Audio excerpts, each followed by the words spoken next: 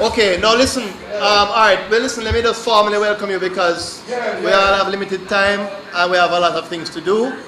And just to say to those of you who are here, thank you for taking the time to come to what is a very, very important aspect of our country's history.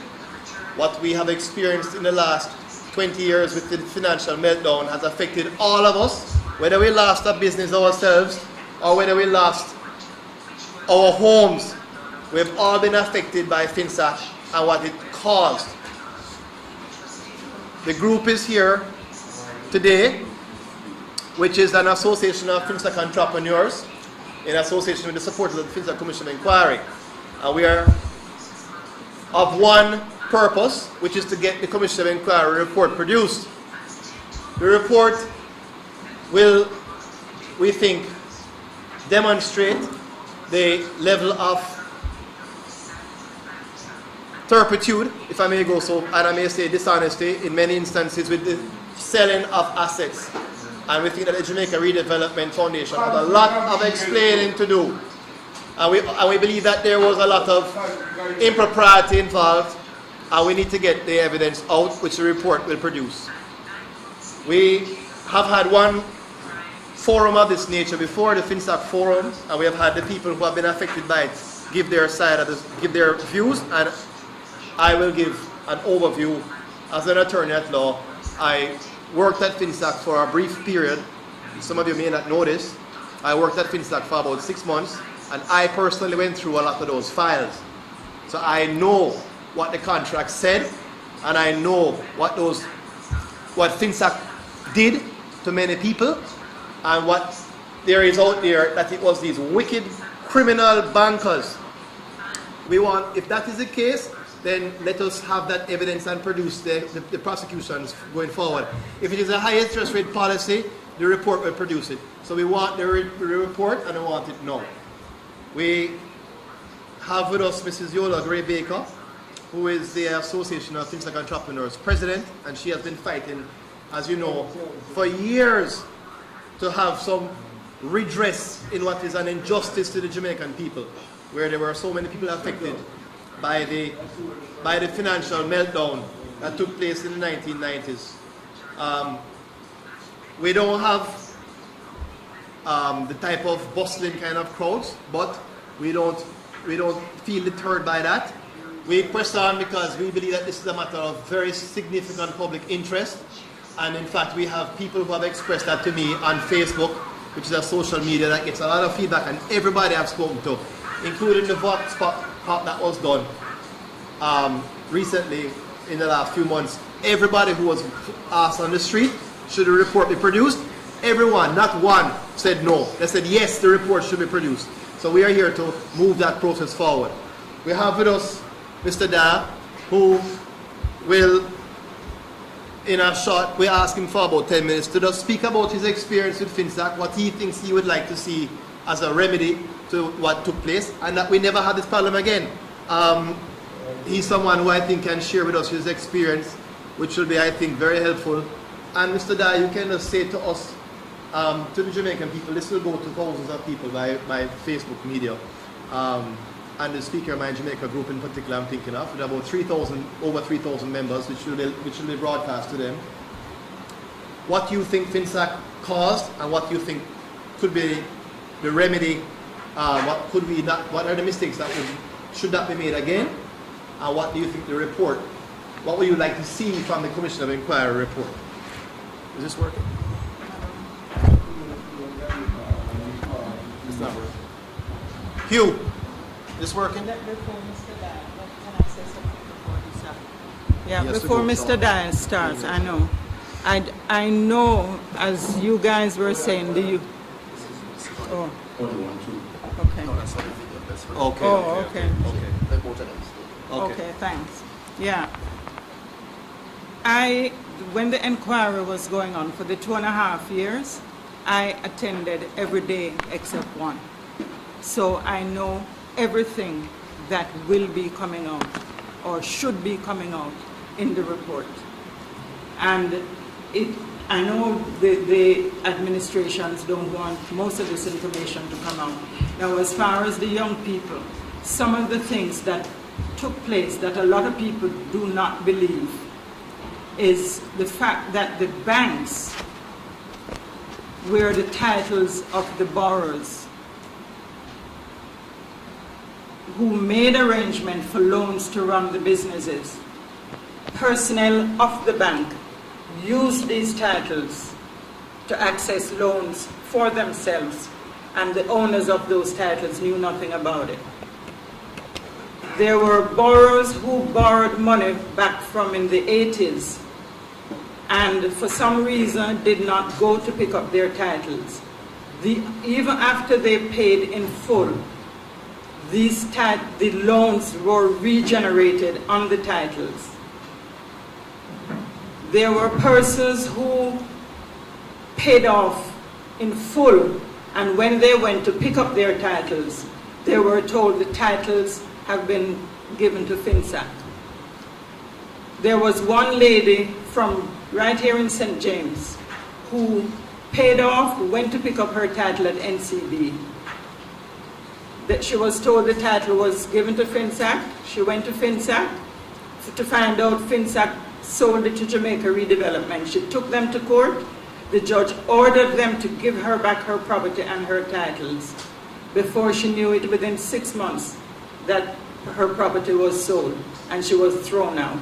And it's been 8 years to today, and she has not been able to get any redress, her title, no settlement, no meeting with JRF, nothing.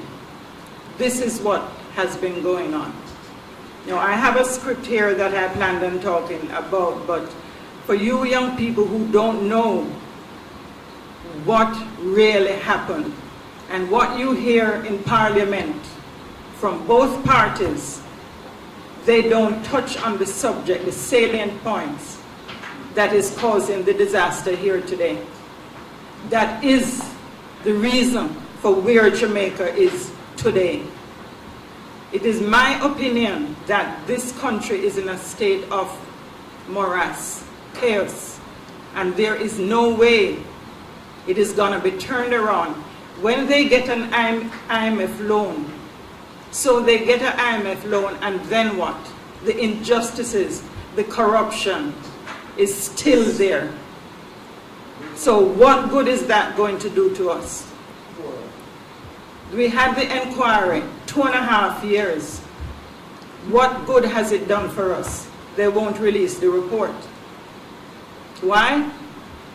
We've got to go in Parliament and find out why. Why?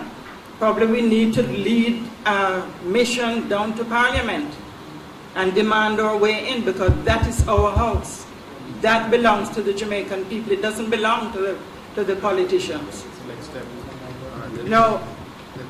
Oh, sorry, Mr. Dye. Let's just finish your part and then you can... Yeah, I will go into my script later on.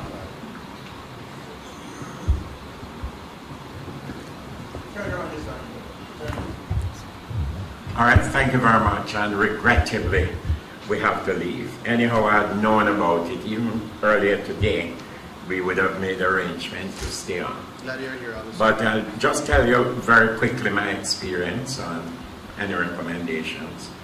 In 2002, I borrowed 15 million Jamaican dollars to expand Wexford Court Hotel.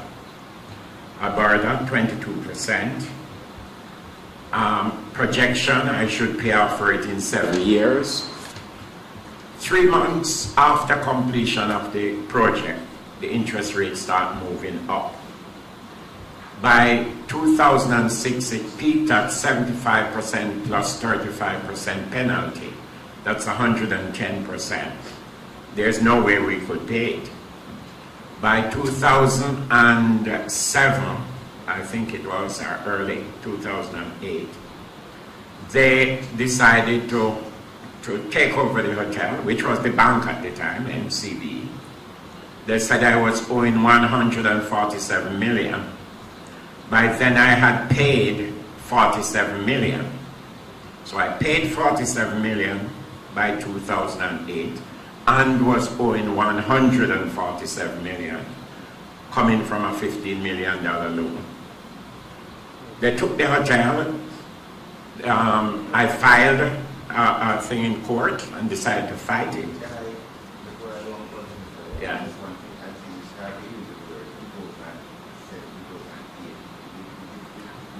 90, I'm sorry, not 2000.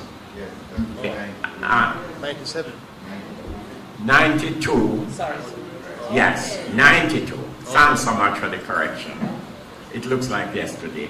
1992, I borrowed the money. And it peaked by 1996. And 1998, they took the hotel into receivership. I filed an action in court and decided to fight it. It took about a year. We had about 3 hearings until the court said the bank should show how they arrived at that amount. Of course, the bank couldn't show it. They wouldn't show it. And it kept delaying, and my lawyer started fighting and asked for answer until they decided. By then now, they turned it over to the FINSAC, and FINSAC was now handling it. They called me in and said, let us talk. And we started talking because they couldn't show how they arrived at my paying 47 million and still owing 147 million. We negotiated, and to get to it very quickly, we settled at, they converted it to US dollar, and we settled at a balance of 1.8 million US. So I took over back the hotel from them, owing them 1.8 million US. I got 5 years to pay that. No more interest will be added. Interest will be frozen. The bottom line is, I finished paying them 2006. By the time I finished, I had paid a total of 150 million for that $15 million loan. That's how it was settled. Jamaican dollars now. Jamaican dollars. I felt that if the government who had stepped in with FINSAC, if they had gone to these individual owners, and me for instance, having borrowed 15 million, if they had come to me and said, look, we know the circumstance, high interest rate, whatever, let us negotiate a set amount and refinance, I think 90% of the borrowers would have their properties today. 90% would. But no, they took it from us. And I was one of the lucky ones to negotiate and get back because I fought it in court. But many other people who hadn't reached that stage lost their property. And the hurtful part about it, they took it, gave it to the redevelopment at, up to now I'm not sure it's determined whether it's 10 cents, 20 cents, or 30 cents. You know? We had that agreement right here to talk about. 5 cents. Yes. But they would not settle with us even for 30 cents in the, even for 50 cents in the dollar. Ridiculous. And they took it and gave it away. I think it's regrettable. I think the results of this inquiry needs to be known because it's the only way we are going to ensure that this does not happen again. I agree. Thank you very much. Thank you very much for that, Mr. Dyer.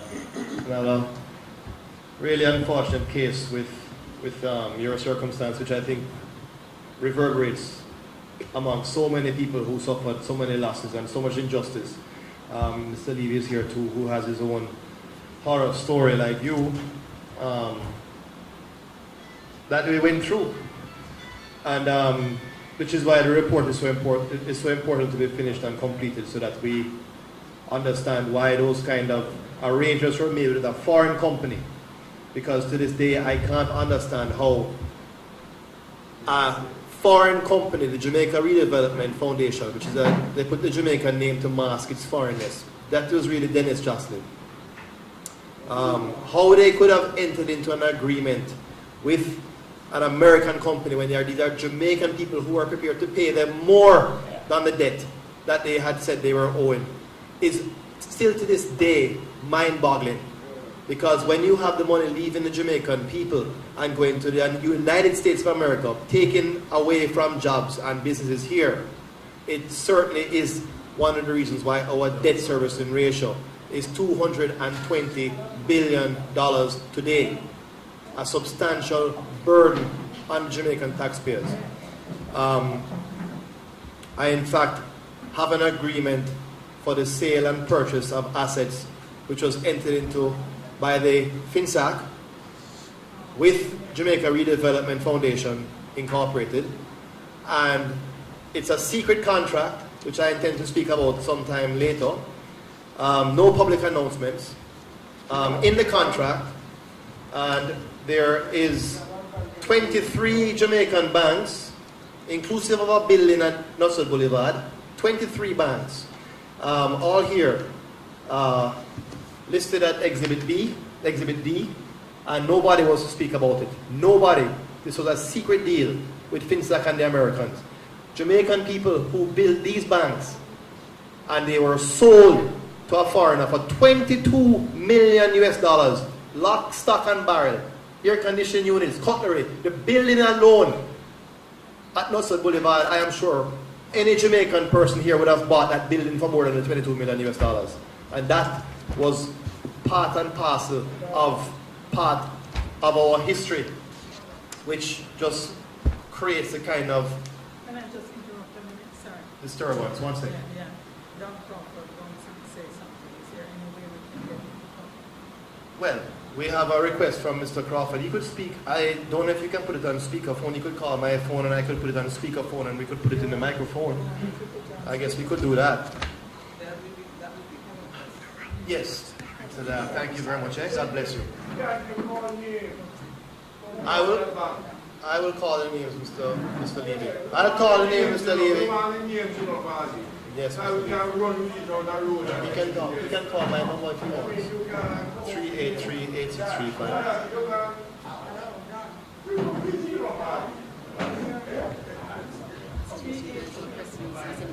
Yes, we will. Send the comments with my phone.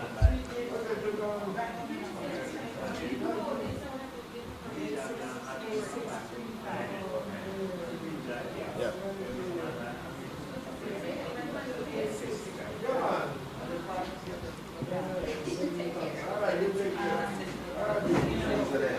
$15 minutes? Sure. Sure. 8635. All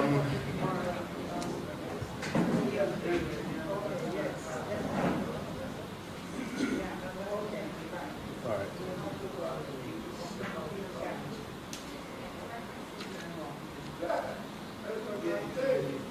Okay, no problem. 23 minutes.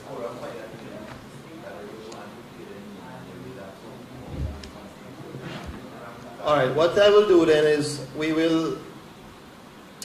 had someone who wanted to join us we weren't sure if the person would have actually have come, but they want to speak on the phone, Mr. Don Crawford. And so we'll wait for him to call and we'll have him share his perspective on the whole FINSAC scenario, if I may call it so. I'm going to ask Mrs. Yola Baker, and the sale price to Jamaica Redevelopment, if I said 22 million, it's 23 million US dollars was the sale price to Jamaica Redevelopment Foundation, an American company registered in the United States of America. And I'm going to ask Yola now to say her part before I get into my part of the presentation. Thank you.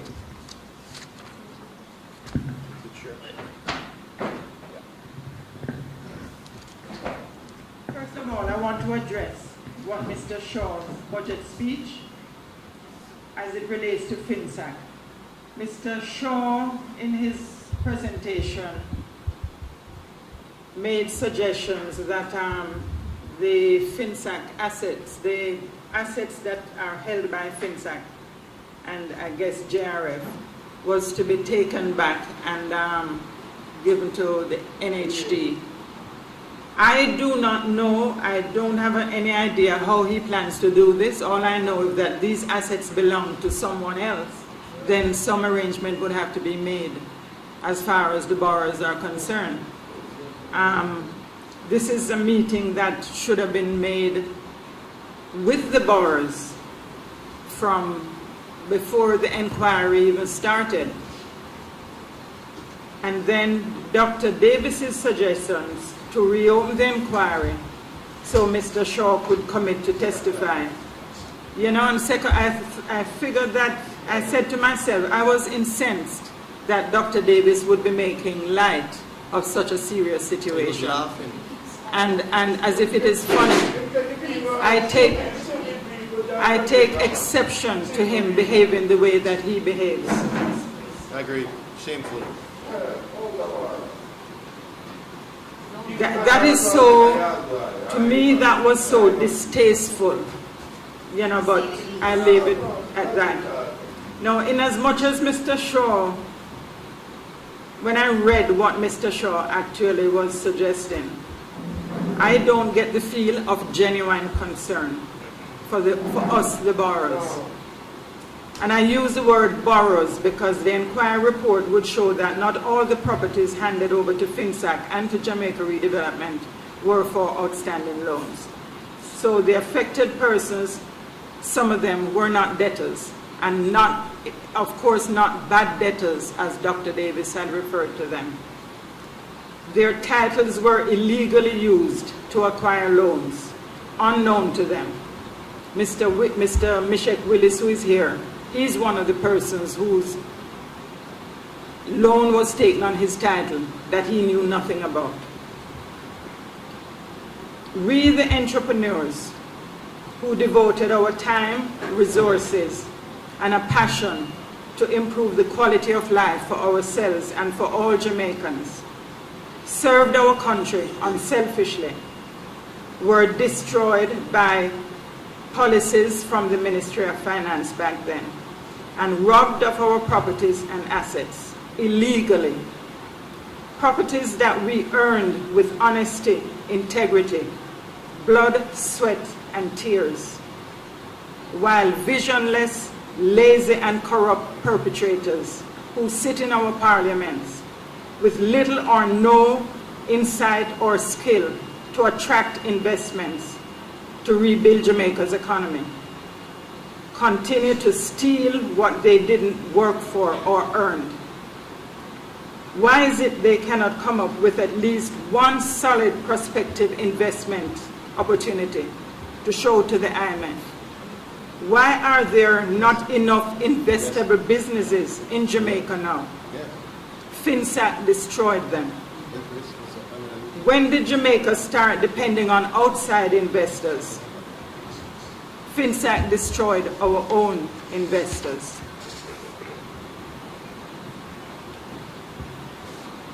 Our entrepreneurs,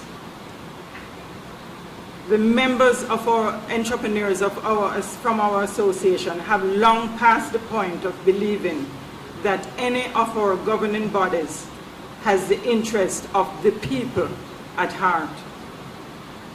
Of course, we appreciate the fact that Mr. Shaw made every effort and accomplished having the inquiry take place. But how better off are we now for it? When a family member looks at a note from a suicide victim that reads, "I cannot go on one more day with the noose of FINSAC around my neck," because he's unable to provide food for his family. His years of suffering, he cannot see the light of the end of the tunnel. And this is what Dr. Omar Davis finds funny. Mr. Shaw knows full well that no one in the People's National Party administration has any intention of allowing the inquiry report to see the light of day. So let's not talk about integrity and sense of decency. There is no Jamaican politician that I can put an integrity or decency label on. H.W. Longfellow once explained, the justice mills of God at times seem to grind slow, but they grind exceedingly fine. And with exactness grinds he all. So in the end he upholds justice, and then he will judge correctly. Jamaica, my friends, is in bondage. Needs a compelling directive that would revolutionize the entire country. The law of principle and love is lacking. We are caught in an evil vortex of corruption and crime. There are 3 instances in biblical times in which Jamaica can be compared right now. When Abram pleaded with God to withhold his hand of judgment upon Sodom and Gomorrah. But when God couldn't find 5 righteous in Sodom and Gomorrah, he destroyed it because their evil was so great. Can he find 5 righteous in Jamaica? Again, when Jesus went inside the house of Zacchaeus, the crowd outside grumbled because Jesus was a guest with a man who was a sinner.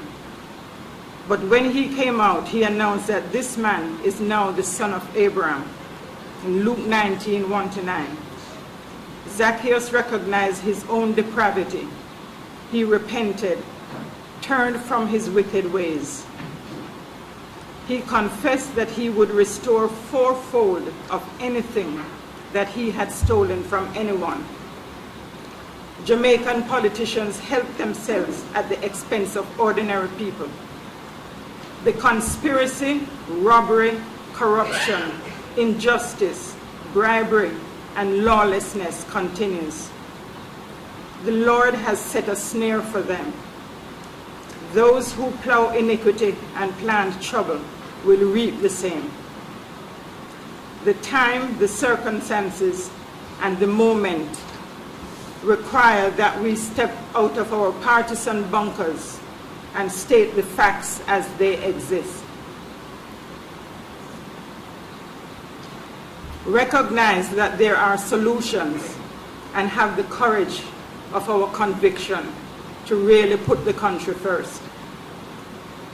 If we look back at the great famine that came on the land in the days of King David, 2 Samuel chapter 21, this famine came because King Saul had wickedly breached the covenant that the children of Israel had made with the Gibeonites. So God's hand was lifted up high concerning this matter. But the truth is, God had shown grace for many years as he waited for the leaders to rectify this wrong. The leaders did not straighten out the injustices. So God, who is just and keepeth the paths of justice, brought the famine on the land. King David, who was God-fearing, was not able to see why God's hand was lifted high. So he sought the Lord, and the Lord revealed to him the breach of the contract with the Gibeonites. God basically said, you have wronged the Gibeonites, and I have taken up their case because you will not give them justice. So give justice before I will give you relief. This is where Jamaica is now. They may get $1 zillion of IMF loans. Jamaica will never prosper. It will continue down the current slippery slope with disaster after disaster that will not stop until our leaders recognize their evil ways and surrender this country back to God. Peter Bunting somehow probably recognizes this, and probably he needs to be the one to start the course of repentance. But my brothers and sisters, hold on to your faith in Almighty God. Justice will not be denied us. I know that for sure. There are plans ahead, and he guides our every action. Thank you. Thank you for that, Yola. We all want our country to be guided by God, and I'd like to think that most of us carry out our actions with that in mind.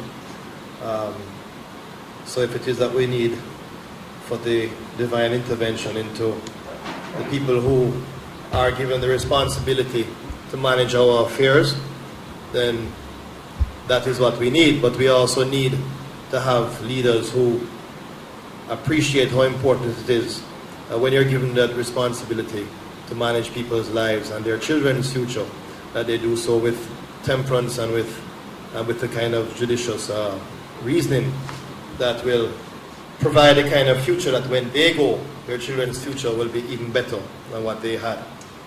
And I think that that is what we all, as mature and God-fearing persons who love our country, should strive to achieve.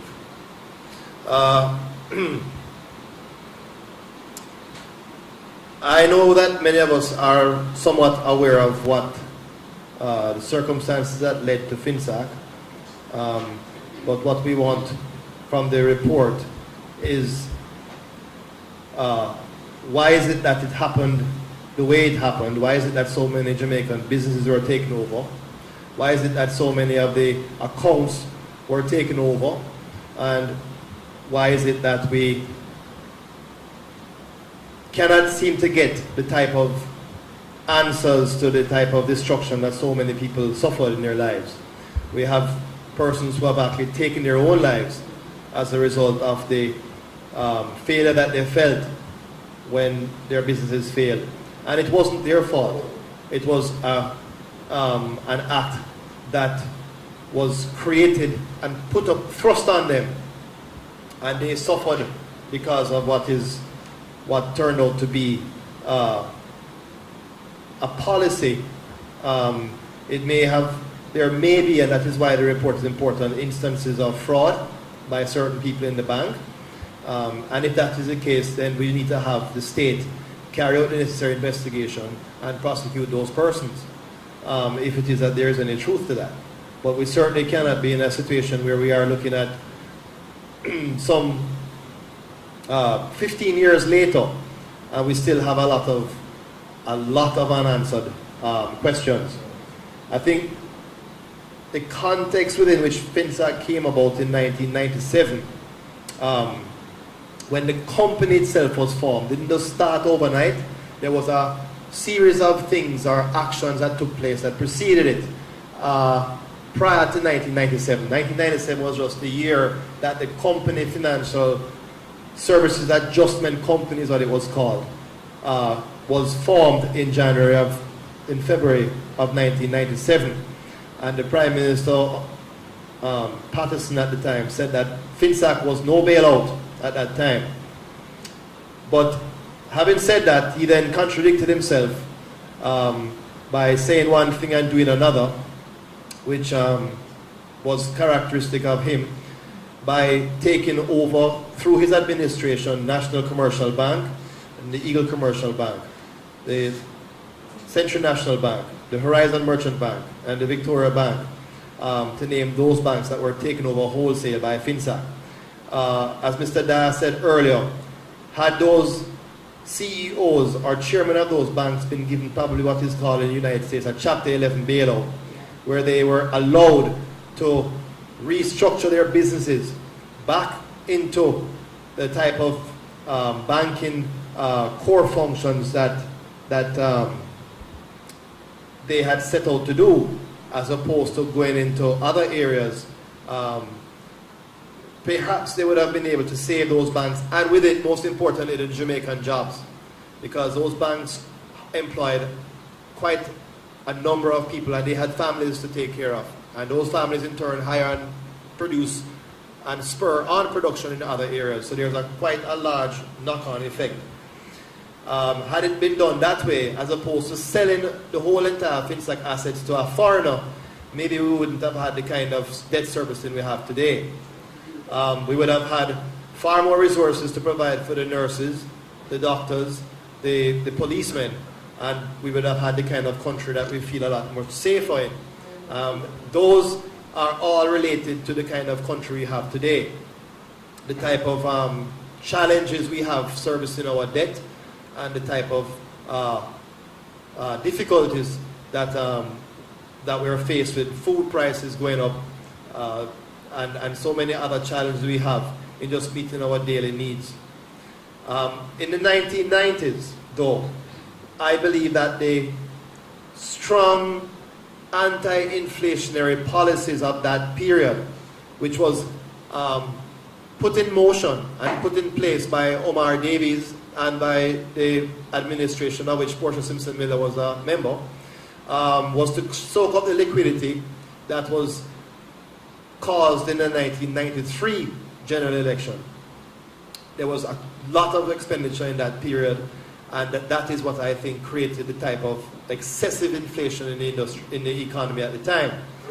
They thought that by putting in place a high interest rate policy, which is a textbook method of controlling inflation without understanding business, because none of them that were the politicians at the time understood business, except for maybe one or two, Claude Clark in particular. And you see him writing nowadays that the policies of FINSAC destroyed the economy, because he was one of those few businessmen that in my administration that understood that running a business is not reading a textbook and applying a policy from a textbook wholesale without understanding how an economy works. Those high interest rate policies led to government bonds, which soaked up the income that would have been put in manufacturing, went into those government bonds. Those government bonds then had periods of time when you would get paid back in a few years' time, and those bonds carried lucrative interest rates. Nobody was interested in going into manufacturing. Nobody was interested in going into cabinet making, because you could put your money in a government bond and go to the beach, and then you wouldn't have to employ people, and then you have what is considered to be an easy way to make money. And then the government would control all that money, which is what they set out to do, control the Jamaican economy. Socialists like to control money. They don't believe in free enterprise. And that is one of the things that I believe, and I'm speaking on behalf of myself and my own group, supporters of FINSAC Commission of Inquiry, that is one of the ghosts of the past that we need to have come out and put before us and see what really happened. FINSAC was estimated to cost $20 million US. I remember at the time that's what the Omar Davies said. It turned out to be costing us 140 billion Jamaican dollars today. So you can see the difference in what was projected and what was the actual cost of FINSAC. FINSAC was sold to Jamaica Redevelopment Foundation, and this was a foreign company. Dennis Jocelyn was one of the principals with whom they entered into negotiations with, and the portfolio of FINSAC was sold to this company. Well, FINSAC was a company that had all the 23 banks, and they sold all those assets to an American company for 5.8 cents. Even though the Jamaican people, and Mr. Dio is one, will tell you, even though they offered 30 cents, because I remember at the time the Jamaican people who were affected, the CEO said, we will buy back the debt at 30 cents. The Jamaican government at the time, to its own wisdom, I would imagine, decided it was better to sell for 5.8 cents to the American, this American company. And the effect that that has had to this day, we are still suffering from it. The challenge to that by Dr. Davies and people such as persons who believe that FINSAC was a savior. I have an article here from a Mr. Orville Taylor, and in his article he says, Omar Davies, a man who FINSAC'd Jamaica back to financial stability in the 1990s and presided over economic growth. So you have public commentators who clearly don't understand facts and figures, who are misguiding the Jamaican people with that kind of buncombe. Because if he understood economics, then he would understand that the type of high interest rate policy, when you have an interest rate what you borrow at 22% and you're asking them to pay 76%, you cannot service a loan of that nature. I have a call here coming in from Mr. Don Crawford. Let me just take this call and have his viewpoint on what took place. Hello, Mr. Crawford. Mr. Cameron, it's a pleasure meeting you. I haven't met you personally. Yes, well, we have you. You attended a good school and I hear you're all of good things about you. I appreciate that, Mr. Crawford. Listen, you're on a speakerphone here, and I just want you to, I appreciate that. I just want you to give us as best as you can, just your perspective on what the FINSAC caused you and what you think the Commission of Inquiry report should do to correct that situation. Okay, There are some people here, you're on the video, Mr. Crawford, you're on video, so when you're speaking, you're being recorded now on a microphone, and there's some people here, so just give us your viewpoint. That's okay. Yes, I will. Since I spoke with Mrs. Baker this morning, earlier on, a few minutes ago, I thought it wise. I actually sent you by email to you the contents of my thoughts, which are in your email as you speak. If you are able to access your email, I have given you a pretty comprehensive position in brief of my thoughts.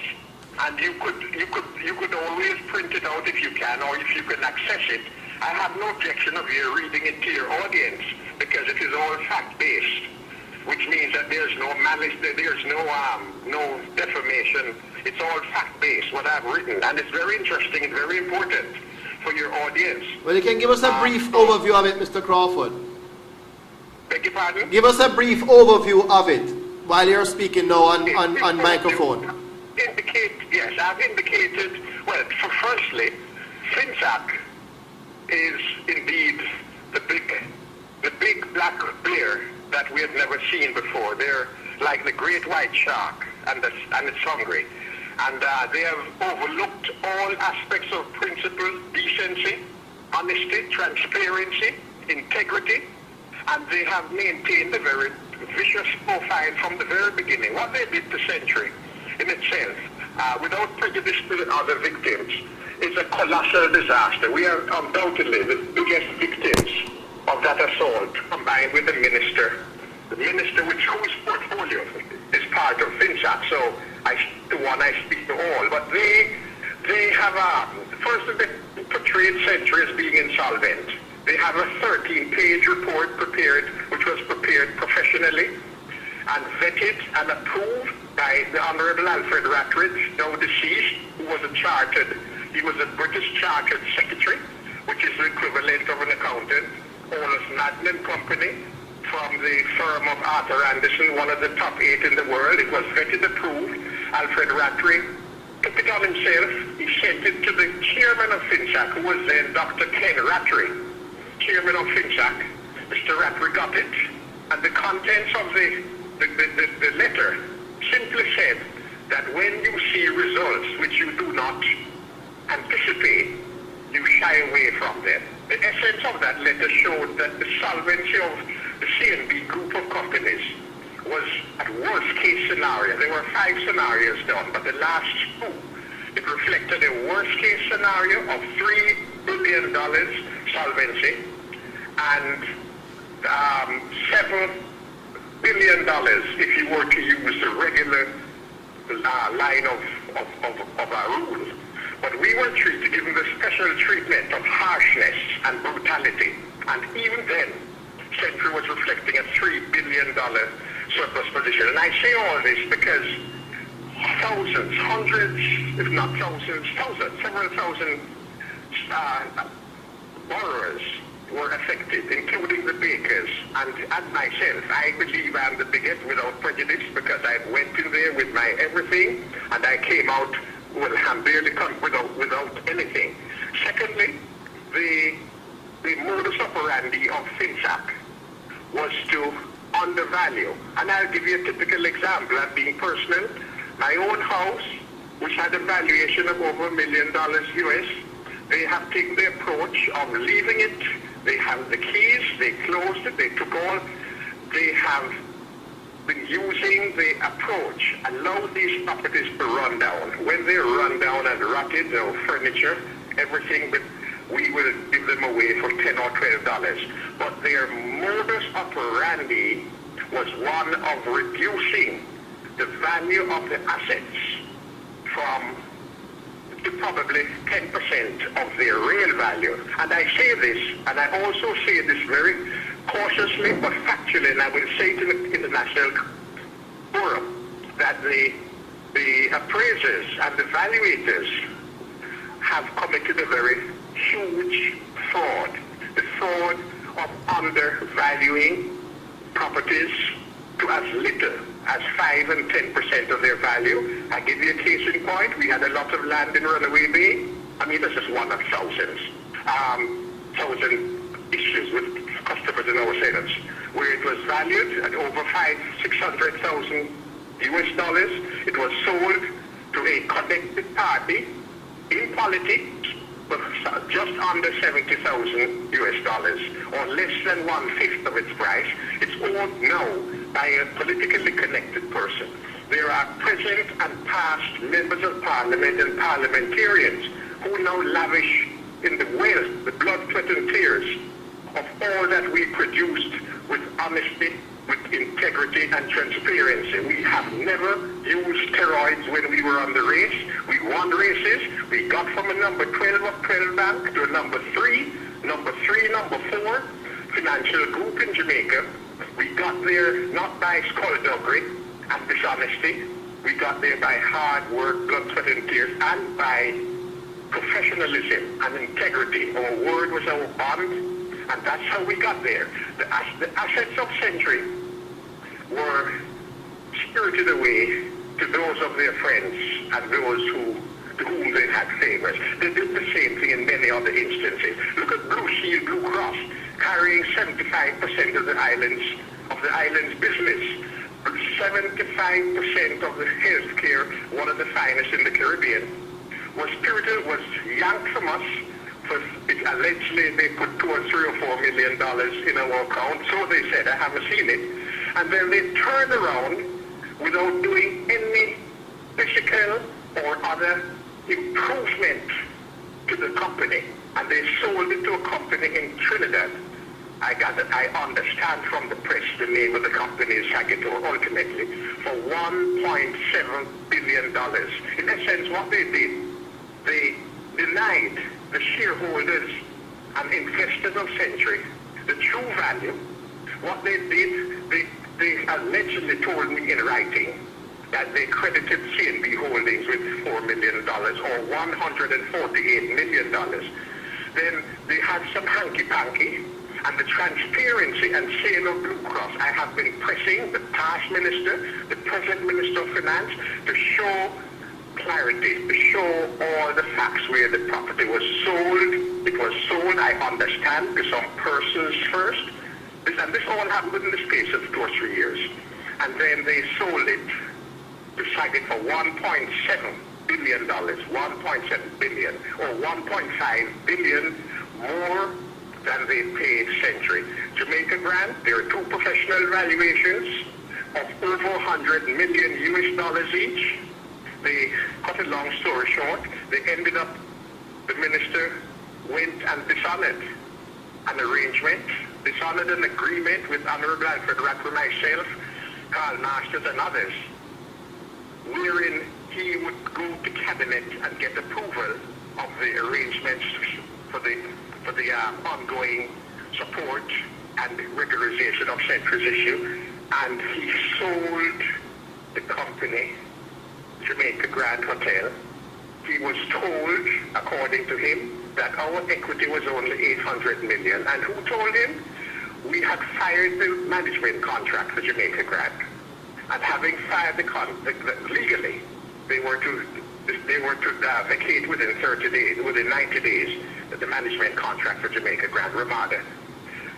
No sooner I left to come to the United States to reposition the hotel, the minister, Omar Davis, met with the Nicky Steele, the CEO of Ramada.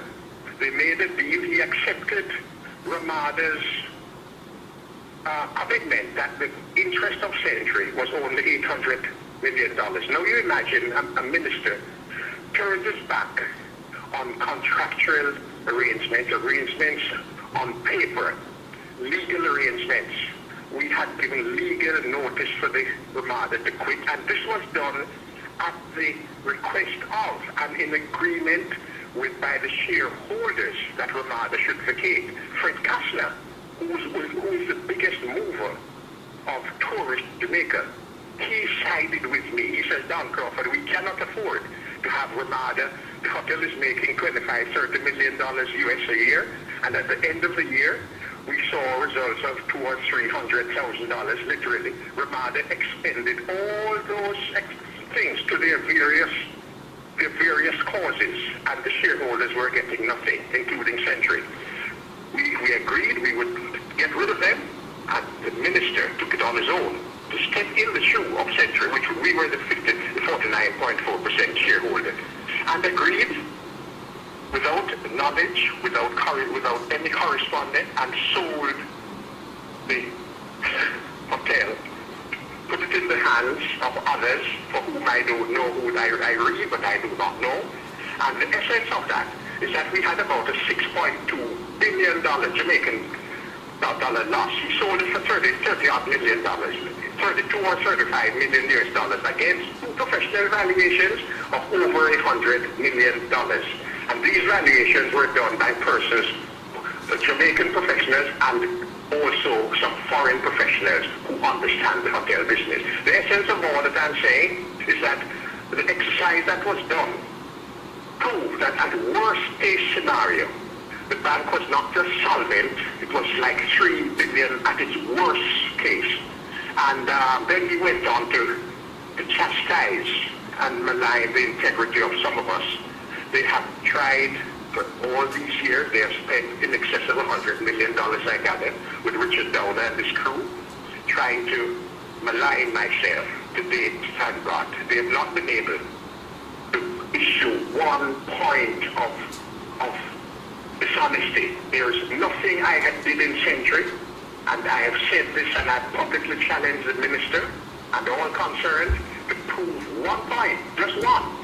They were pumping $40-50 billion into NCB, another 20 or 30 into Workers' Bank, another so much into other banks. But for Century, it had to go down. And the records are there. The Honorable Alfred Rattray, a man of absolute integrity, who was the partner of the then Prime Minister P.J. Patterson, firm of Patterson-Rattray. He stood by me to the end. I had 5 letters. I had 4 letters. 5, but 4, which are devastating. If I were to release them to you or the public, well, 2 were released or 3 to the video conferencing that took place 2 years ago. And I think that's one of the reasons why they are not releasing, because the contents of those letters clearly state the oppression and victimization and the savagery with which Century and myself were treated. Now you imagine that's come from the words of the Honorable Senator, the Honorable Alfred Rattray, partner with the Prime Minister, P.J. Patterson, in that firm. He took a position with me and was told, back off, you don't defend, you back off, let Don Crawford fight his own battles, Freddie, you don't fight Don Crawford's battles. The issue came down to a simple personality issue, where I am and was supposed to be the lamb to the slaughter. Century did nothing wrong. The shareholders, the investors, everyone suffered because of the huge hostility, victimization. I wrote a 359-page report to the Inter-American Human Rights Commission, and they confirmed. I have the letters. I'm happy to work with you and show you all the letters. They confirmed, they received it, and they were concerned. They were pursuing their investigation. 14 months after, when I thought everything was going to be made to the international world publicly, I got a letter stating that they now recognize that my submission was made 6 months later than the chapter 25 of their law permits.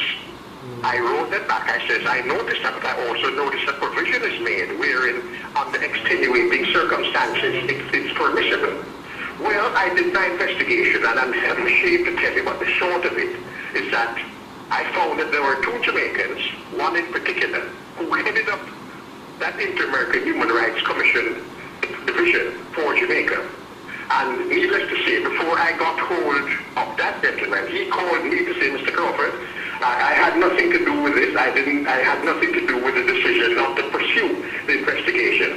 Mr. Gammon, one of the reasons why they decided not to pursue those investigations was because I made certain disclosures, some pertaining were very high to the conduct of the prime ministers, 8 prime ministers, those relatives that had made a threat on my life. And I consider the opinion that I wrote to the Inter-American Human Rights Commission, I indicated that to them. I said to them, my life has been threatened by Mr. XYZ relative of the Prime Minister, and within a short time, they decided not to pursue the international investigation, no doubt because it was getting too hot. And that is one of the reasons for the high price on my life. Well, I have news for themselves and for all. I am here to represent truth, justice, fairness. I challenge anyone to put me down, and I'm here to stand by, and I will die. I've committed my life to the welfare of the investors who placed their trust in me. We grew from $3 million to $14.5 billion. They took Blue Cross, they hacked. They sold it for $1.5 million less than they should have sold it for. They sold Jamaica Grand for nearly $7 billion less they should have sold it for. And there are issues, many issues, which have not yet been brought to the fore.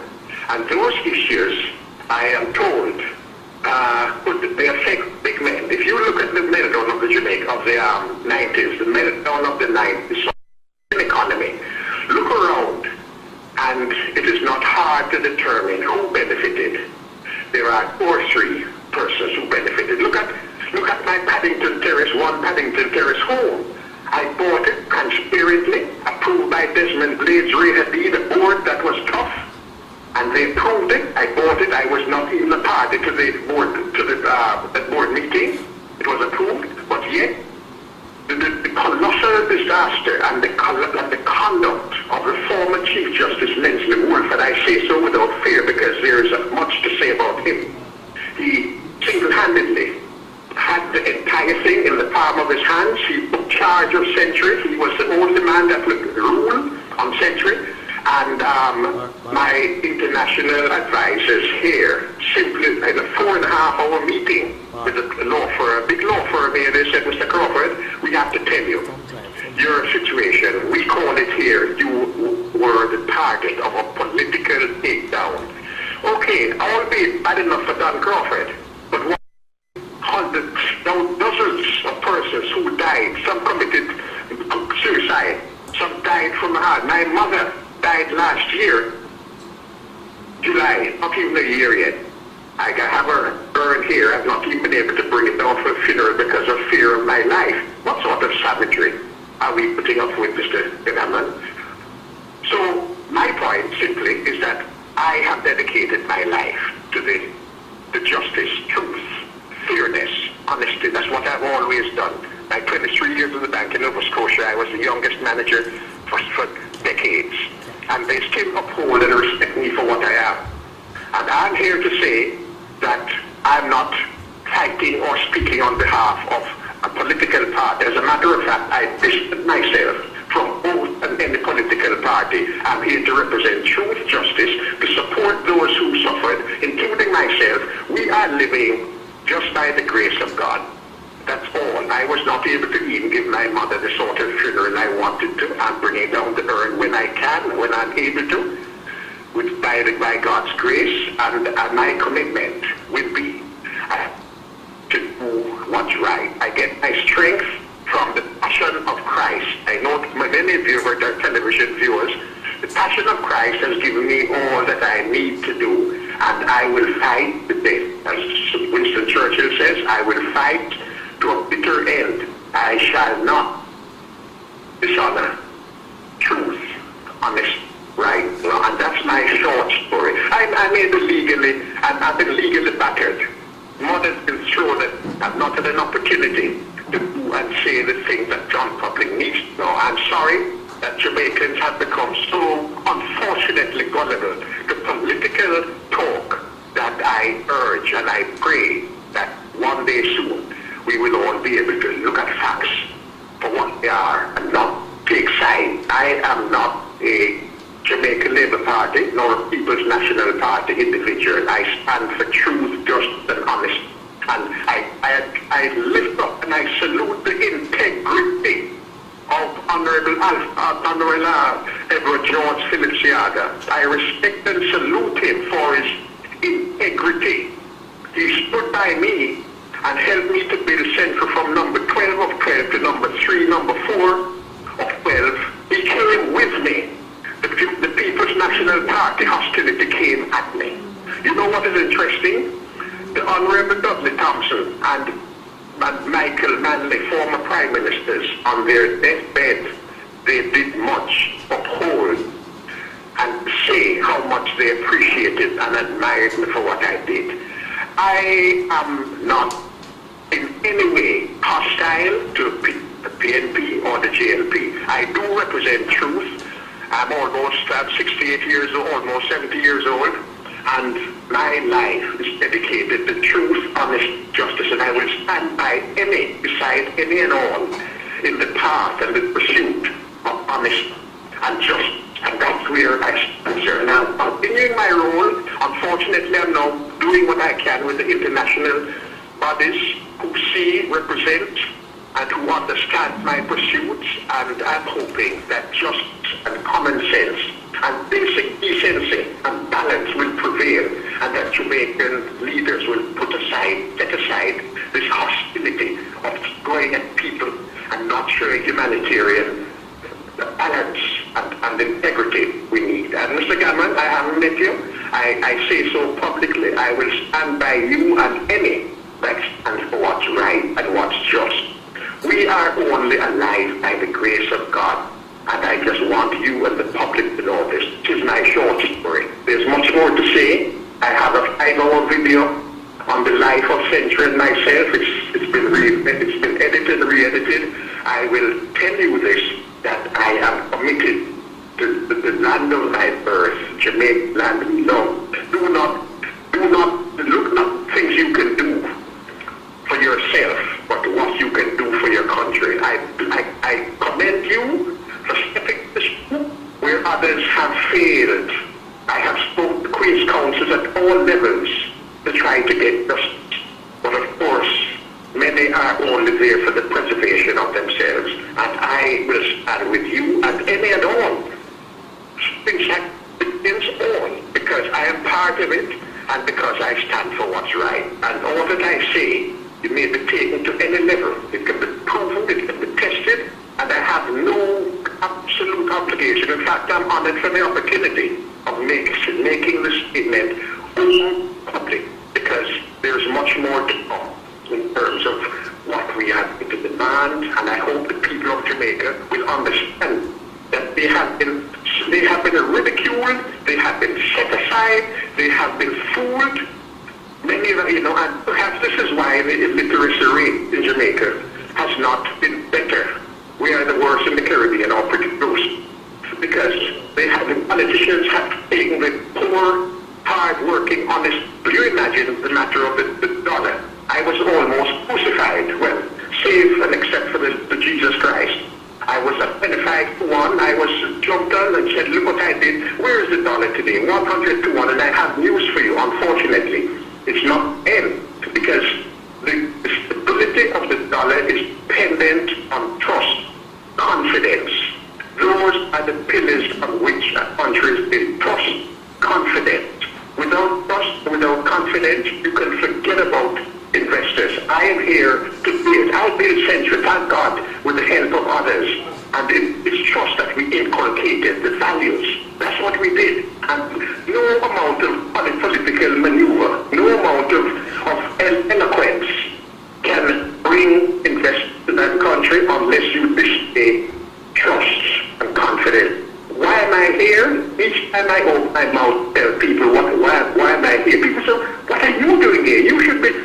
They understand that I have been living a life of exile and a marginal life because of the hostility. I tell you something, it is worse than the backwoods of the Congo, and we better ask fellow politicians, remind them for the purpose which we're elected, irrespective of whether they're in your JLP.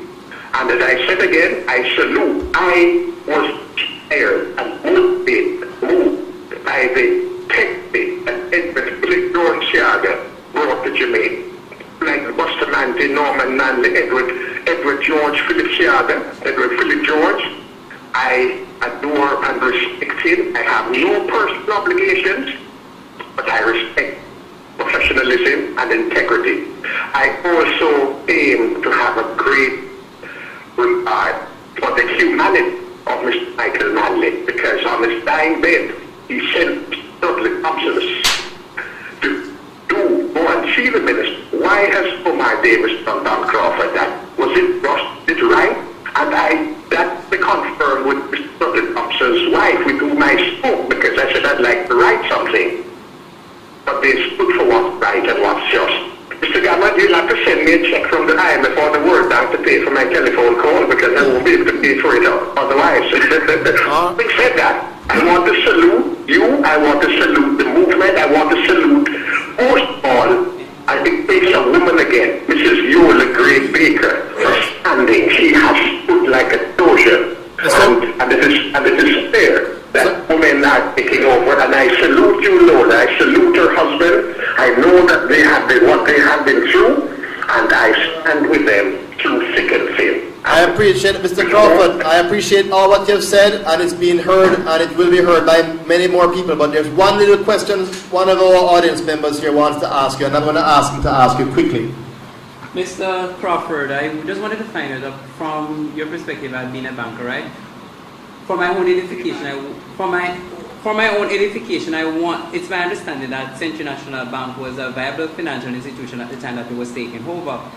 Is there any information, and last year I was told by a lecturer at the other college here, that what happened in the bank was that you people were behind the scene, the staff members, they were loaned monies to buy fancy cars and what's not, and that's what caused the collapse.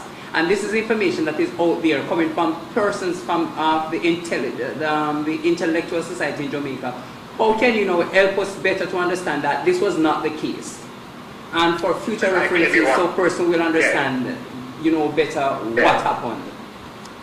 Well, I'm happy I said what I said initially, and I appreciate what you say, because what I said earlier was that the politicians have, in Jamaican terms, fooled the poor people. They don't understand what is what. Now, remember, we're governed and controlled and regulated by a central bank. When we started Century, we started the lip up. Can you hear me? Yes, we're hearing you. Yes. The issue of Century is there for the public to see. There is a video. No other banker has been praised for his professionalism, his growth, his honesty, other by all prime ministers. And Mr. Gammon, I'm going to send you a page. It's a public 10 minutes. It's a public 10 minutes, and I need to send it to you because that will answer every question. My dear sir, okay. Century operated a clean, transparent, balanced operation without prejudice. We got accolade from every prime minister, beginning with the Patterson, Mr. Tiaga, all the accolades are there to show what we did. In the acquisition of Jamaica, granted, it's the only forum in which I know we had Prime Minister Hugh Shearer, Prime Minister Edward Tiaga, and the guest Prime Minister Pete was the Patterson. And in that video, you will see that all that has been said about what said did and what said didn't is garbage. When we were acquiring the Jamaican answer, I support what you say in terms of the propaganda. I had a meeting at the Bank of Jamaica. We have quarterly meetings from time to time, the bankers, and the head of bank meet the government. And Honorable, and this is a story which will tell you the tale. Honorable Alfred Ratter, the senator, who was my external attorney, told me one day, Don, that you have signed a thesis, you have signed a rule to get closer to the governor, because your colleague bankers are poisoning the minds of the governor against you. He says the latest they have out there is that you're using foreign exchange funds to buy make a grant. And they're saying all sorts of things that's bad about. You know, Jamaica has a propensity of killing their own. So after this meeting with the bankers at Bank of Jamaica, quarterly meeting, I said, Governor Arthur Brown, may I have a few minutes with you? He says, yes, Mr. Crawford, certainly. So we met, and I said, Governor, we intend to acquire the Jamaica Grand Hotel. Why? Because we need foreign exchange. We are a small bank. We only had 2 or 3 branches there. And if we could acquire the Jamaica Grand 750-room hotel, it means foreign exchange. I said that would give us all the foreign exchange that we needed to assist in the supply and satisfying the need and want of our productive customers, all sectors, and that would be a great thing.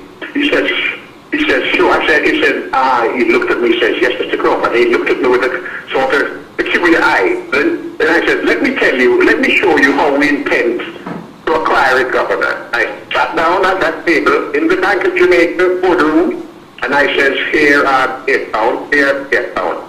Here is our resources. This is what we're doing. We intend to use $10 million US.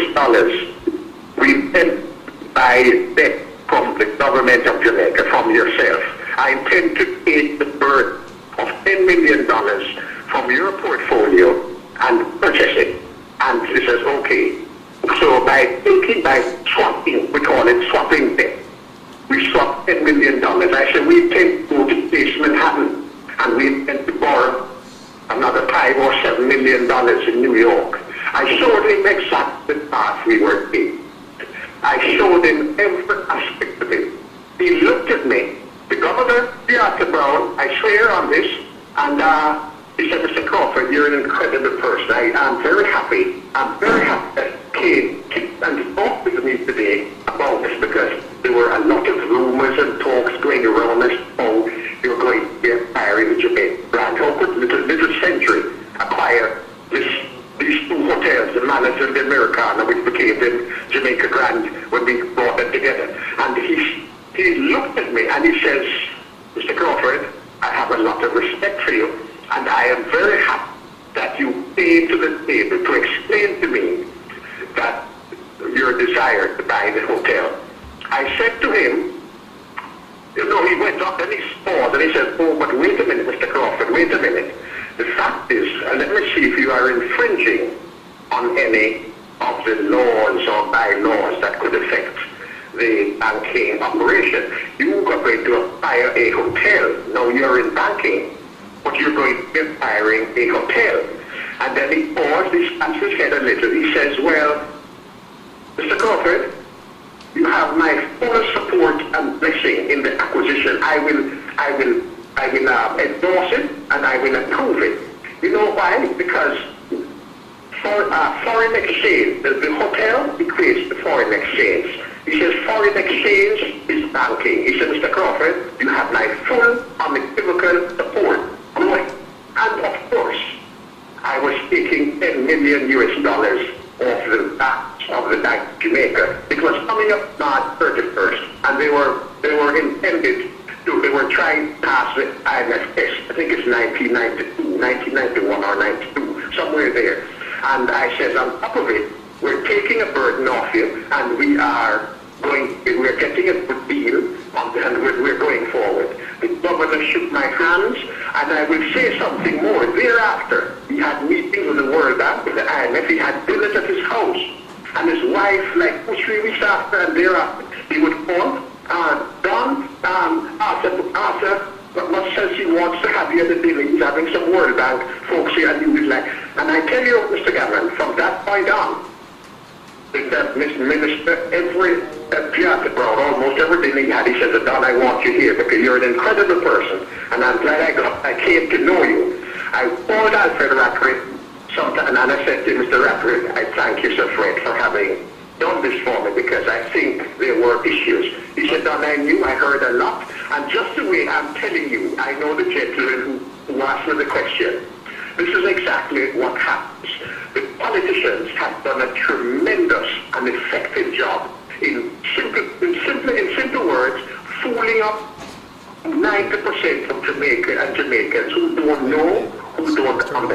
grant. How were we going to acquire Jamaica grant? We did it, and we could only have done it with the blessing and approval of all, both parties in GLP, Prime Minister and opposition. And I have a beautiful tape on it, recorded. It's about 20 minutes, and I'm going to send it to Mr. Cameron, because that will tell the entire story. I appreciate that, Mr. Crawford. And what we have to do is, we're not here, we're going to have to take some more people, and whilst you gave a lot of very important information, and it has certainly benefited a lot of us, I look forward to the video, and I will share it with the supporters of FINSAC Commission of Inquiry Group in conjunction with the Association of FINSAC Entrepreneurs, and we will have it YouTube and send it on the social media network, so it will get the viewpoint that you want.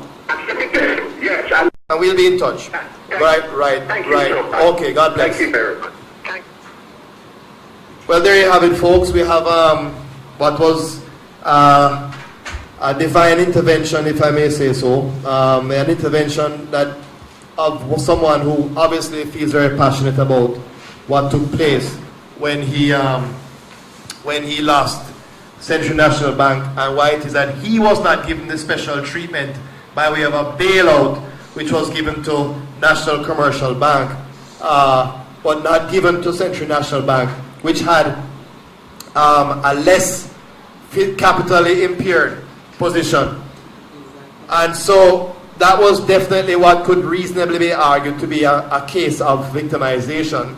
But and that is where the FINSAC Commission of Inquiry report should clarify who it is that suffered from the type of losses there. Because what I wanted to share with the public was the fact that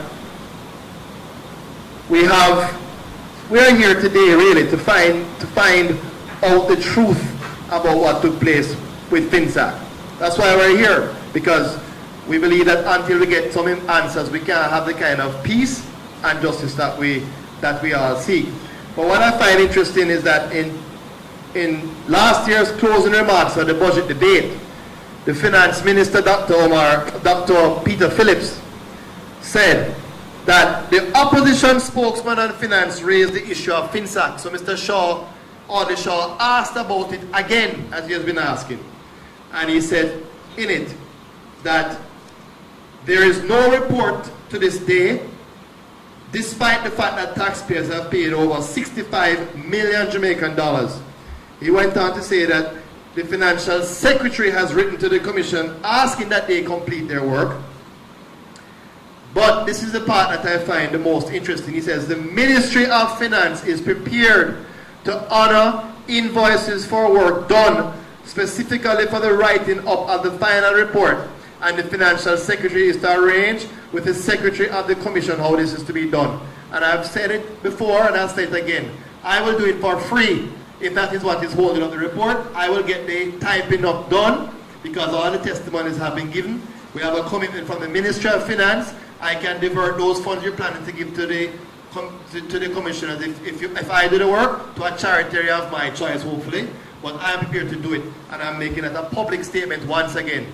And before I go into Mr. Willis's case, just to finish up what I think is an important aspect of why we're here today before we go, is that back in the 1990s and went into the early 2000s, Omar Davies, who was the finance minister unfortunately at the time, said that when they FINSAC saved people, and this is a line taken by Mr. Taylor and others, which I mentioned earlier in his newspaper report. He said that they saved these poor savers and depositors. They had 200,000 people who had 200,000 and less, he said. They were saved. All these people were saved by FINSAC. But what I am here to tell the Jamaican people, because I don't know if he did his math, is that when you take all the people who had their money in the banks at $200,000, all of those 23 banks which were sold by FINSAC to Jamaica Redevelopment Company, when you take all of that money and you ratio it against the total debt, it worked out to 15% of the total FINSAC debt. So let me say that again one more time. The 200,000, the people who had 200,000 in all these banks that were saved from these greedy bankers, right? Those debts, when they were calculated, all those people and all that $200,000, if you multiply that $200,000 or take it as a proportion of the total debt, it only worked out to 15% of the total FINSAC debt. So the FINSAC was not about saving people who were poor and the little nurse and little teacher. It was about saving some of the big friends of the very Omar Davies and his people. That is what FINSAC was about in large part. And why is it that he got so agitated and jumping up and down in the seat in Parliament when Mr. Shaw said, produce the report? And he said, what are you hiding? Well, what is he hiding? Why doesn't he do something about the report? Since they're now in government, get the report done now. Right? Because these are the kind of lines that we are being told, and we want to get the report so that we can get people's properties back. Right. If that is the case, and if there are people who committed fraud, then let them go to jail. But we cannot just be in a state of nowhere. We don't know when the report is coming out, and that is I believe that one of the things that have been kept from the Jamaican people, one of the most wickedest things, there were several, inclusive of the destruction of so many business people like Mr. Levy here, Mr. Rose, Mr. Willis, and many, many others, Mr. Baker, those are just the people here today. We have thousands of people whose lives were destroyed. And I encourage you all to go and support the FINSAC Commission of Inquiry on Facebook to see the people's lives that were destroyed. But we have an agreement for sale and purchase of assets entered into by the Jamaican government of Omar Davies and Mr. Patterson at the time. 30th of January 2002, a secret document which I mentioned earlier, but I want to just give you snippets of it before we leave. I won't be long because I know we have been here for a pretty long time and we want to get back to our various homes. But in this sale, this secret agreement, just like the Miran contract, by the way, which brought JPS here, secret deal. The purchase price of the 23 banks of FINSAC were $23 million US, right? We can start with Corporate Merchant Bank, Crown Eagle Bank, Island of Victoria Bank, National Commercial Bank, etc. 23 banks here. And this was sold for 23, inclusive of a building located at lots 1, 2, 3, etc. Quite a lot of property actually in one building, which was also sold along with all of those assets from those FINSAC banks. GCT was waived on the agreement for $23 million. Why that is so? The GCT Act section, the section on the GCT Act which speaks to waivers, section 47 said if the minister considers it fair, just and equitable to do so. Why on earth would he in his wisdom want to waive GCT on a deal with an American company? A company that is into loan servicing is beyond me. I can't say anything just and equitable about it. Worse, he never offered it to the Jamaican people. That is the worst part.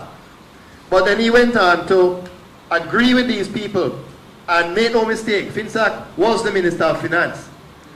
Let us go on to speak to the deal that went into. FINSAC will indemnify Jamaica Redevelopment from any claims or demands. So not only they sell all of those assets for that bargain basement price, but they now guarantee that they will indemnify them if there's any lawsuits. Not that we would have found out about it, because if you will see from section 4.2 of the Act, no public announcements. This clause shall survive the closing date. So there was no way anybody would have known of this agreement. I just happen to have got it through a good soul.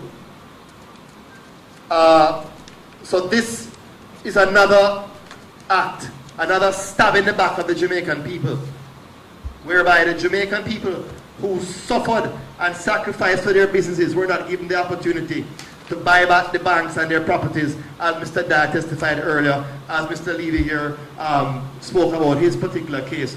The government should, and if they are our servants, they are supposed to give us the opportunity to earn and make a living in our country. They should have given back the Jamaican people at the 5.8 cents that they sold to Dennis Jocelyn and that company, Jamaica Redevelopment Foundation, Inc. Right here, the secret deal. But what I want to say further is, in my part ending here today, we have filed a lawsuit and it is seeking judicial review because it seems like no matter what we do, the leader of the opposition has requested of the Governor General to ensure that the report is finished. The former Minister of Finance, Shaw, has been very, very strong and passionate about FINSAC report being completed. And we have the report from the Minister of Finance now saying that there is nothing to stop the report from being completed. So why, for the life of me, the commissioners don't finish this report is beyond me. I've offered my services free to finish the report. We have filed a fixed day claim form seeking an order from mandamus, because we believe that this is the only way we can now proceed, where we have the matter before the courts. We haven't got a date as yet, but we have asked that the report be completed, whether it's an interim report. We are prepared to accept that. So what I will do is a report filed on the 28th of March. We will have a date, I think, within 3 months. And the claim is brought by Milton Baker, who gave testimony, as many people did, and has a legitimate expectation to receive in the report. And the commissioners are the defendants.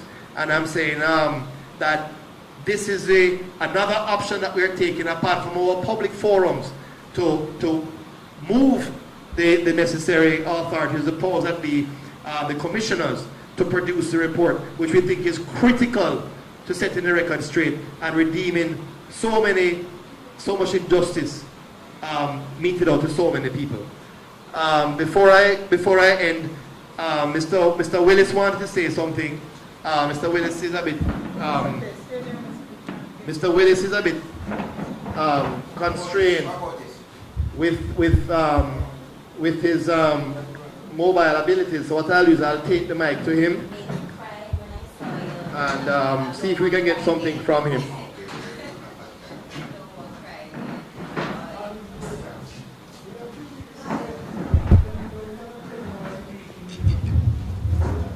My name is Mishek Willis, as you know, everybody know. And this is just a follow-up to what Mr. Baker, Ms. Baker and Mr. Levy has said about this document that's signed with blank paper. No, I never have any blank paper, but there is some document that come and that I get from the banks with some signature, which those documents have my signature on the bottom of it. In the middle of it, there is no date, and there is no person who this document signed to collect money. These documents some promise to pay document, and I don't know how my signature get on those documents. So these are some of the things that was happening in the banks and cause people all this distress.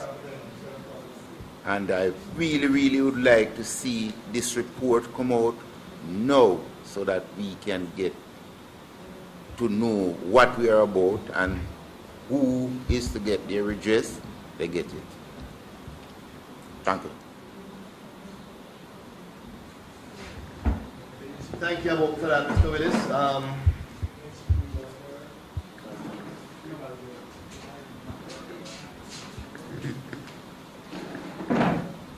So Willis is echoing the sentiments of many people. Many people that wish to see their lives improve. But just before I end this part, the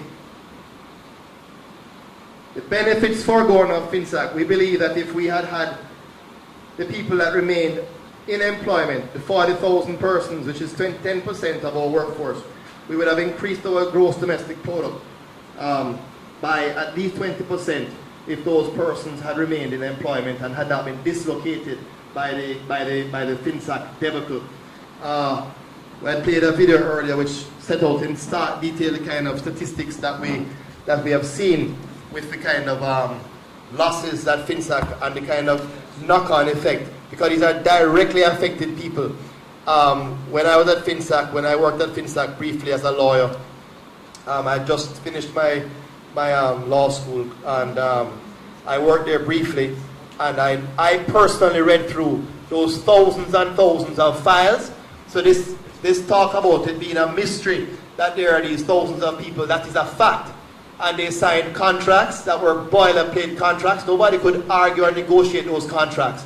And it is unfair, and it is a wicked and cruel act to say to the people of Jamaica that they were stupid. They signed agreements and they should have known what they were signing. Those people who are saying those things, you never did business, right? You never understood business, and you should keep quiet before you speak about people who are stupid and people who sign agreements and don't understand what those agreements are. If you understood business, you understand that people don't do business with the expectation that they're going to be reamed by interest rates that were caused by a high interest rate policy that was to soak up the excess liquidity. It started in the 1992 period before the 93 election to fool the Jamaican people for that election. And that's what started this whole mess while we're here today servicing a debt at $222 billion per year and fretting every day that we can't get an IMF loan. We've been reduced to this kind of pecuniary situation thanks to these disastrous interest rate policies that were forced on the Jamaican people by people who don't understand business. You should never have been in public office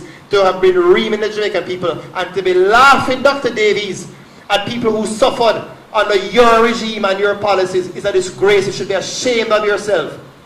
Alright? And may I just ask in closing, and I'm not only talking about him, the others who were there too, because you're all collectively responsible for that ridiculous high interest rate regime which destroyed Jamaican people. So to be saying, Mr. Dr. Phillips, to be telling the Jamaican people that the small and micro businesses are the lifeblood of Jamaican businesses, when you destroy them through your own administration's ridiculous policies, is a slap in the face to common sense. That, you are right. Small and medium businesses are the lifeline and lifeblood of Jamaican businesses, but you can't destroy them by putting in place interest rate policies that no business could service under any normal circumstances. So, we want the report, and let us get the record straight. Insofar as the final aspect before we leave here today, we would ordinarily take at this point in time our questions from people.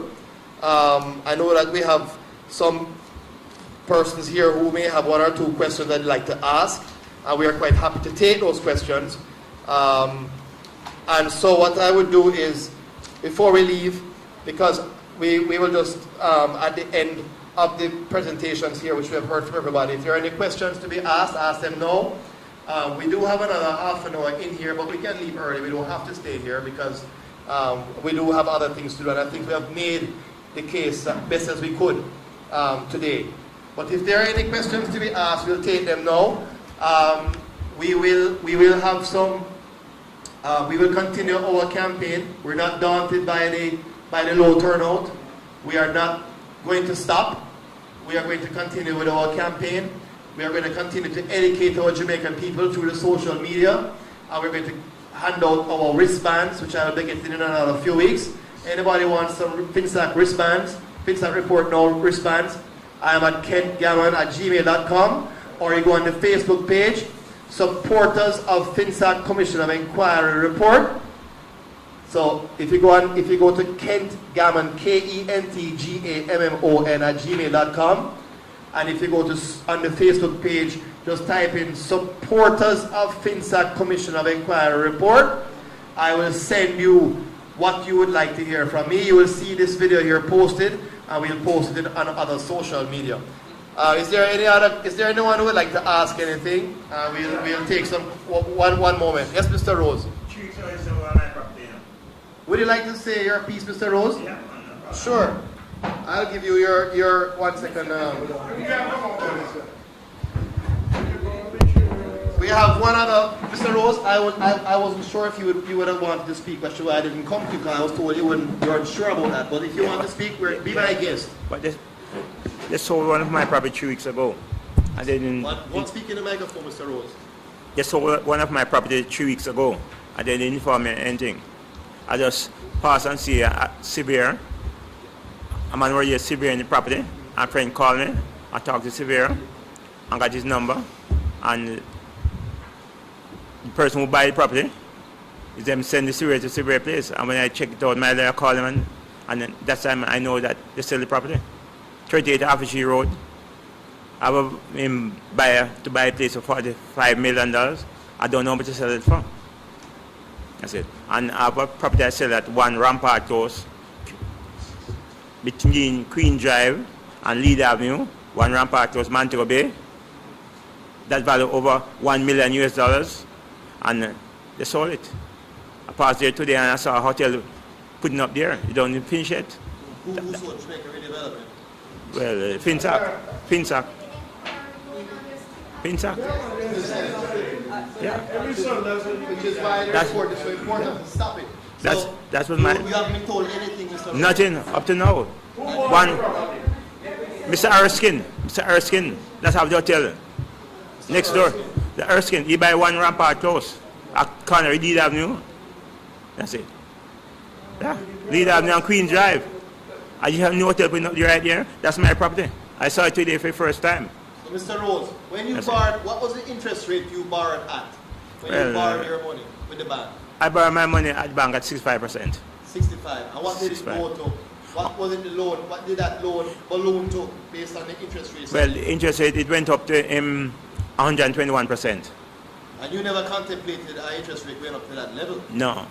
And when you were, But I was serving. you saw the contract saying that this is a variable interest rate, that they could increase it if they wanted to. Yes, sir. But you were not aware that they would have gone to double that type of amount. No, sir. But at the same time, 2 bank manager, Melon Tapper and Winston McKenzie, they defraud me.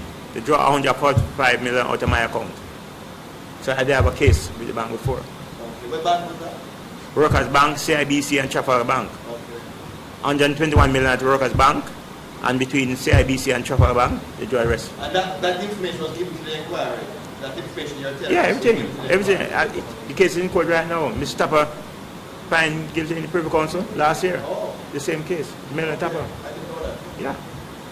I went in the Privy Council last year. Okay. So I'm working on the civil matter now. But at the same time, they're selling off my property. And you wanted to stop selling your property? Yeah, I would love them to stop selling my They should property. stop selling your Because property. next thing, when I sell my house that I'm living in. That's it. Yeah. My light cut off 2 weeks now.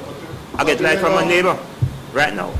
My light, I can't pay. Well, you see, Mr. Rose, thank you. Is that it, Mr. Rose?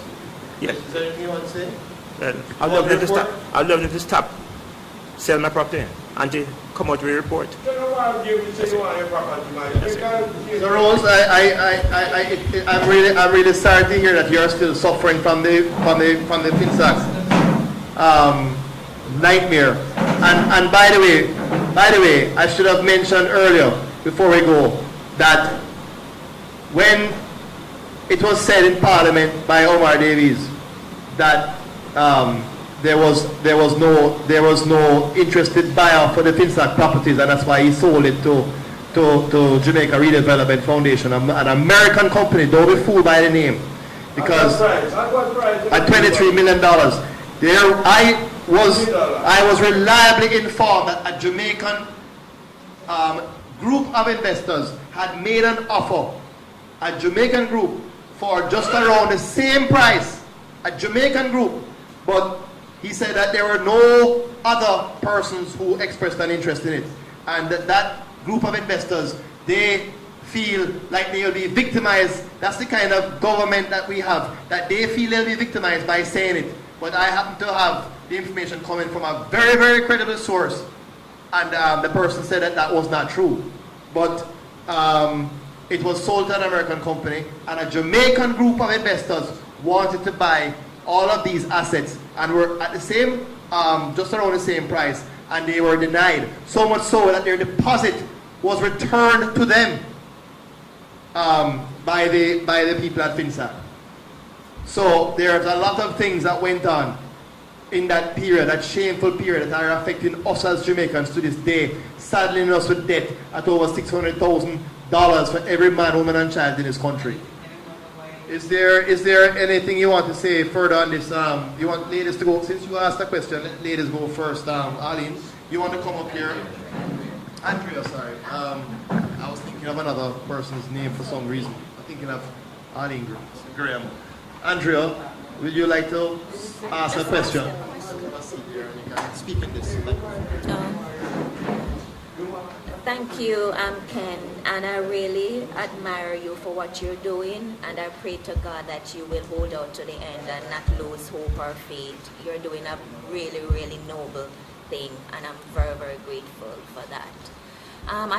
In any other countries, or most other countries, this kind of savage onslaught on the Jamaican economy and business people and hardworking entrepreneurs, a lot of persons would have been imprisoned and removed from public office immediately, even prior to some investigation happening. I want to find out, Mr. Gavin, if that is a part of what you hope to accomplish, because I think it should be a fundamental part of what you hope to accomplish if you want to prevent this kind of thing from ever happening again. No, absolutely. Absolutely. We do believe that the report, because it's not in, I mean, we want to see justice, and if people have acted unlawfully, there should be made to account for it. So we're not happy, or we don't want to see people go to jail. That's not the reason why we're seeking this report. What I want more than anything else is to stop the sale of all the properties now. What I want to see is that people whose houses were sold at under market price to Jamaica Redevelopment, they be given their opportunity to buy it back. That's what I want to see. And if people have been defrauded, then I think that the Jamaican people, I would rather spend my tax-paying money to pay back people who are wronged, because the Jamaican people who create jobs makes life better for me and makes life better for all of us, because those are business people and they can create jobs. Being a full-time career politician like Omar Davies and Dr. Peter Phillips and Mrs. Portia Miller, who don't understand a thing about business, is not helping business people to survive. And what I want to see are business people surviving, making middle-class homes so we can have a better Jamaica. So my motivation is to see this report out and to see justice done to people who are wronged. And I think if the people who are in positions of power, who say they want to see the report out, I can't imagine for the life of me, if I was the Minister of Finance, why the report is not completed, especially since he has made a public pronouncement. So we want to see a whole range of things, not necessarily just people. We just want to see accountability, and we want to see people being put back, given back their dignity and given back their businesses, so they can start their lives over again with what is, I think, a very cruel combination of a high interest rate policy and a miscaring administration at the time. In the interim, could you immediately have an injunction filed? Because I thought that was a part of the initial inquiry, that seeing that this is going on and it's not yet completed, that an injunction would be placed in whatever properties that are pending for sale, that this would have stopped until we fully understand what happened in FINSAC. Because you cannot have an inquiry going on and you're still currently selling people's property. I agree.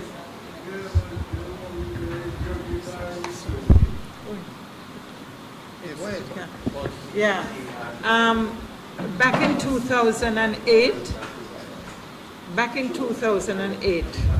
we, the association, had meetings with several politicians, MPs, to ask them to stop the sale of the properties. even until the inquiry was finished. And they claimed they couldn't do it. They claimed because of the agreement they had, it could not be done. That is not the truth. That is not the truth according to the agreement. So it could be done. Well, I think that would have made sense. It would be perfectly logical to have stopped the sale of the houses. Yes, there's an agreement which we, the taxpayers, would have had to have identified Jamaica Redevelopment. The company would have sued them, and we would have had to have paid for it. So I believe, though, that that's the price to have paid to stop people's lives from being destroyed. I believe that is a worthwhile price to have paid. So I believe it should have been stopped. But this is a secret agreement that sold out the Jamaican people by Omar Davies and his administration. This is it. In addition to JPF's Miran contract, another secret contract which sold out the Jamaican people to a foreign company again. And a pattern was developed where everything was secret. Nobody was allowed to speak about it.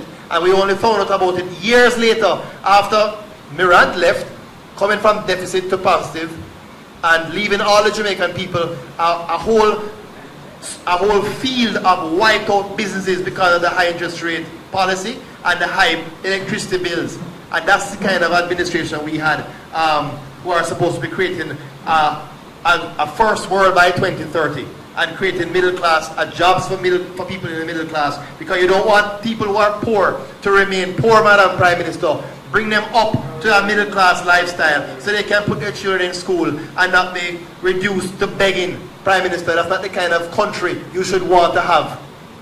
And also, from a financial standpoint, you probably would be good to point out that when you have overseas company owning most of the Jamaican assets, or the overseas company that forms the bulk of our economic lifeblood, those net profit expatch overseas. And that is why when you look at Jamaica, it is very depraved. A person like myself can't get a job. Call centers are not going to save us. Because when you look at these call centers, so they have your job today, tomorrow, if they find cheaper labor, they are going to go. So we want more Jamaican entrepreneurs, but unfortunately, as it now stands, Jamaican persons are not going to invest in Jamaica. So as a supporter, we want to get the report and the way forward. And whatever is to be done within the legal remedies of the law, we are hoping for it to happen. Because we can't continue to run a country and an economy like this.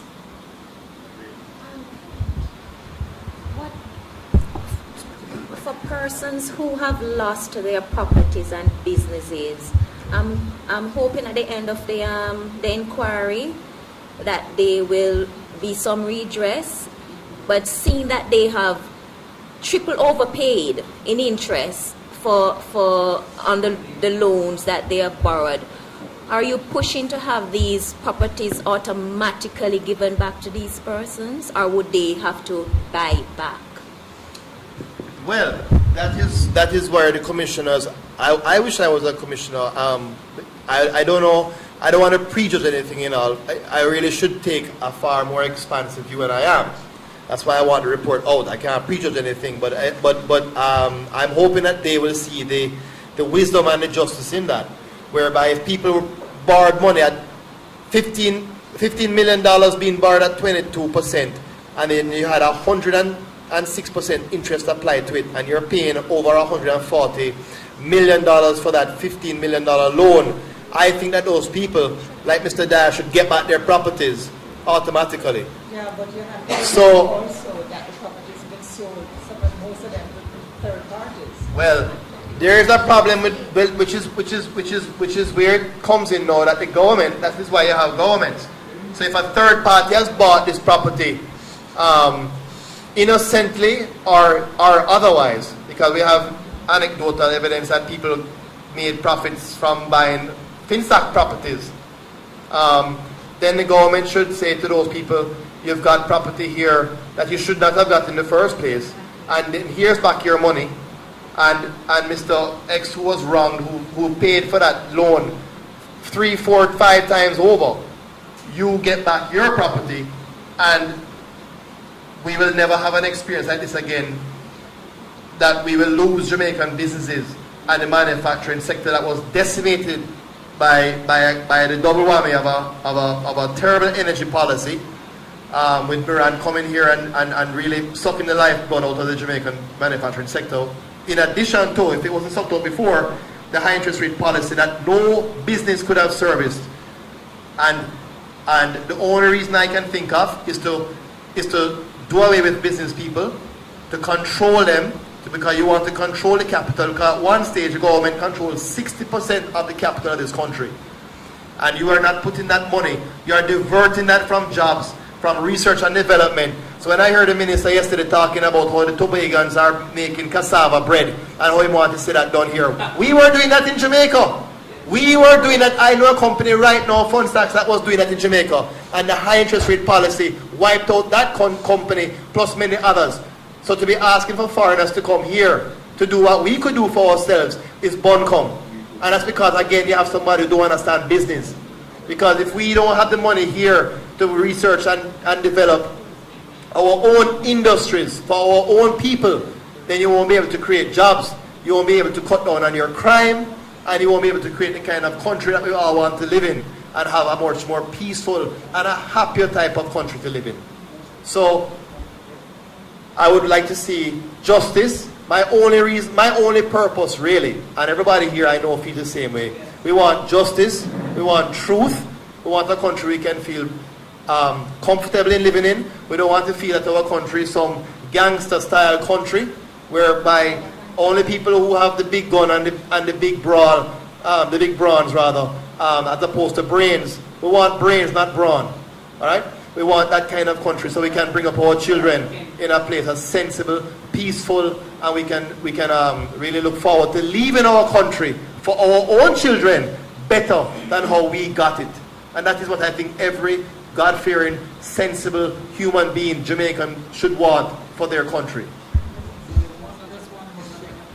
Just before we end, just one more thing I want to put forward as well. The fact that all the persons who were FINSAC, even those who have an interest in continuing businesses, start a new business, whatever, it's as if we have been blacklisted. We are not able to get any funds to borrow from any financial institution at all. None. We are all targeted and blacklisted. Ken, you could just point out as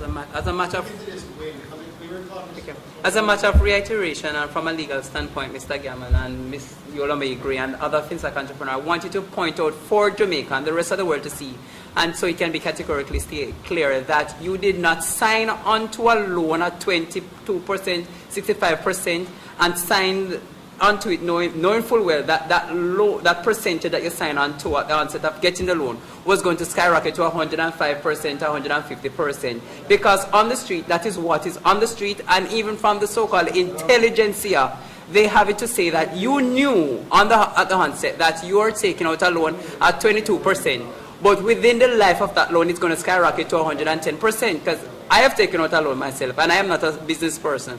And before I signed on to the dotted line, I read it. And I am sure that there was no business person operating in Jamaica that was going to sign on to a loan at 22% or 20% and knowing full well that it's going to skyrocket. So I wanted to, from a legal standpoint and a financial standpoint, to reiterate that. So next time that when a person such as Dr.